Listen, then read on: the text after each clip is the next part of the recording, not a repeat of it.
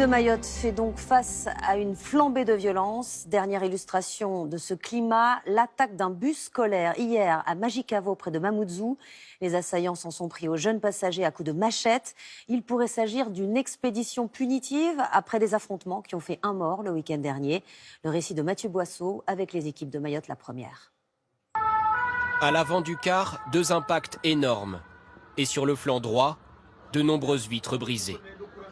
À bord du véhicule hier, il y avait selon des témoins une trentaine d'élèves qui se rendaient à l'école. Voici l'intérieur. Des morceaux de verre un peu partout. Et certaines des pierres utilisées par les malfaiteurs. Ils étaient aussi armés de machettes. Voici les blessures du conducteur. Plusieurs jeunes passagers ont aussi été touchés. Une journaliste de Mayotte Première a filmé ces scènes de confusion et panique quelques minutes après l'agression.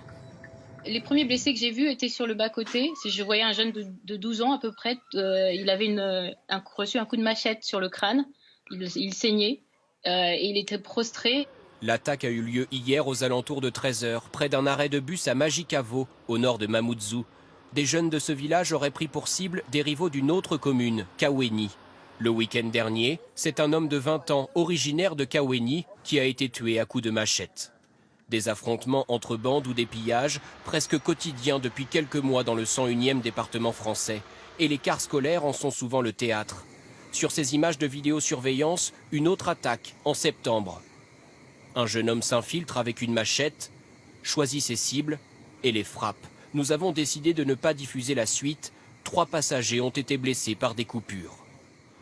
Les salariés des compagnies de transport désespèrent suite à l'accumulation de ces agressions et parfois ne veulent plus rouler. Actuellement, on a un droit de retrait de nos conducteurs qui sont en danger, il ne faut pas se mentir. Notre profession est vraiment en danger.